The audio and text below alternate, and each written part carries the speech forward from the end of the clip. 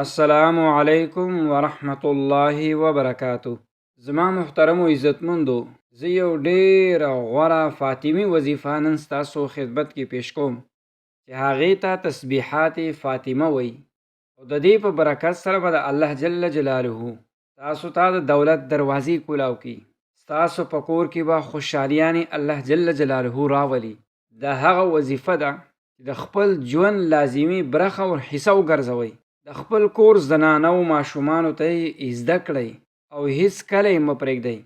هغه کور چې دا وظیفه پکې اکثر ویلې کېږي په کثرت سره، دغه کور کې به غربت ختمیږي، بیماری به ختمیږي او دغه کور به ورځ په ورځ ترقي کوي. مخکې د دې نه چې دا تسبیحات فاطمي واورو، دا هم یو لویه تحفه چې چاته ورکړې شوې ده. د هغه مبارکې هستۍ ته رسول الله صلی الله علیه وسلم د هغې ته خپل زړه ټوکړه ویلې ده او د جنت د ښځو سردار یې ګرځولې ده. د هغې ژوند د زهد، عبادت او د صبر نه ډکو. فاطمه رضی الله تعالی عنها ده.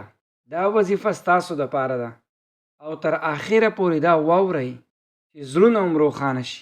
فاطمه رضی الله تعالی عنها رسول الله صلی الله علیه وسلم او حضرت خدیجه رضی الله تعالی عنها تر ټولو نه کشره او ډېره ګرانه لور وه.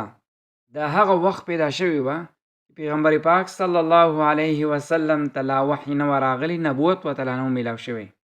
د دې لقب هغه زهرا دی، یعنی روښانه، ځلیدونکي او پاکه، او کنیت ام الحسنین دی ځکه چې د دوی امام حسن او امام حسین مور ده. پیغمبر پاک صلی الله علیه وسلم د فاطمې سره ډېره زیاته محبت درلودو.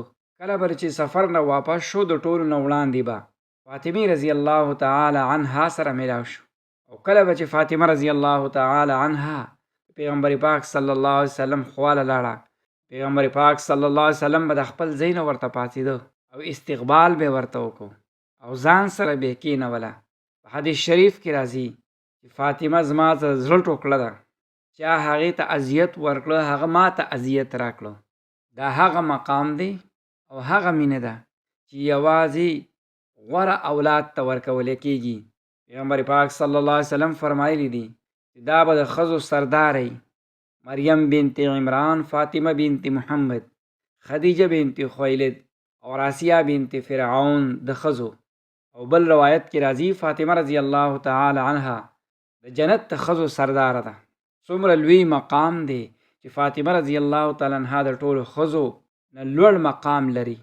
حضرت فاطمه رضی الله تعالی عنها ژوند ساده، د کور ټول کارونه به پخپله کول، میچن به پخپله کوله، ډوډۍ به پخپله پخوله، اوبه به پخپله راوړي، حتی دومره کارونه به وکړل چې لاسونو کې به پولۍ راوختې. یو ځل نبی کریم صلی الله علیه وسلم نه خادم وغوښتو. نبی کریم صلی الله علیه وسلم ورته وفرمایل د دې نه غوره شیز درته ونښیم. فاطمې رضی الله تعالی عنها ورته وفرمایل یا رسول الله ضرور راته وښایه. پیغمبر علیه الصلاة وسلام ورته وفرمایل د هر لمانځه نه وروستو 33 ځله سبحان الله، 33 ځله الحمدلله او 34 ځله الله اکبر وایه. دا هغه تسبیحات فاطمي دي چې نن زموږ دپاره قیمتي تحفه ده. دا تسبیحات د خپل ژوند برخه وګرځوه او په 5 وختونو مونځونو کې په پابندۍ سره وکړئ. 33 ځله سبحان الله، 33 ځله الحمدلله، 34 ځله الله اکبر، او خاص عمل دپاره 300 ځل سبحان الله، 300 ځل الحمدلله او 300 ځل الله اکبر. او د دې نه وروسته بیا دعا وکړئ. انشاءالله الله به درته د رزق زیات کړي، د ژوند خوشحالۍ به نصیب شي او د ژوند تکاوټونه به ختم شي. حضرت فاطمه رضی الله تعالی عنها ډېره عبادت کوونکې ښځه وه. شپې به عبادت کو، اوږدې دعاګانې به یې کولې. یو ځل نبی کریم صلی الله علیه وسلم هغوی په سجده کې ولیدل چې دا دعا یې بار بار تکراروله، یا حی یا قیوم برحمتک استغیث. حضرت فاطمه رضی الله تعالی عنها د اهل بیتو مهمه برخه ده. حضرت علی رضی الله تعالی عنه خاوند دی، امام حسن او امام حسین مور ده. دا هغه کورنۍ ده چې الله جل جلاله په قرآن کریم کې پاکه ګرځولې ده. بېشک الله غواړي ستاسو نه اهل بیتو نه ناپاکي لرې کړي او تاسو پاک کړي. حضرت فاطمه رضی الله تعالی عنها په خپل ژوند کې ډېرې سختۍ لیدلې. کله چې پیغمبر علیه الصلاۃ والسلام په احد کې زخمی شو، فاطمه رضی الله تعالی عنها په خپله زخم چې دی هغه پاک کړی دی. کله چې نبی کریم صلی الله علیه وسلم د دنیا نه رحلت وکړو، هغوی وویل ای پلاره، تاسو د خپل رب ته چې دی هغه بلنه قبوله کړه، خو هیڅ کله صبر نه دی پرېښودی. پیغمبر علیه الصلاۃ والسلام د وفات نه وروستو څو میاشتې وشوې، نو وی فرمایل ما ته اوبه راکئ، اودس یې وکړو او نوې جامې واغوستې چې زه خپل پلار سره لیدلو لڅې روان یم.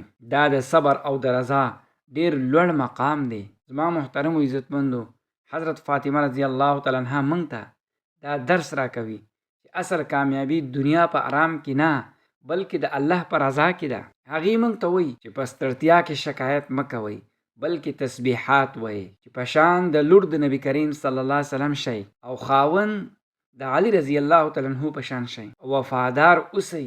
نو که مور نو د حسنینو په شان اولاد وزیږوئ او تربیت یې وکئ. که موږ د فاطمې رضی الله تعالی عنها سره مینه لرو نو باید د هغوی په لاره باندې روان شو او د هغې سیرت خپل کو.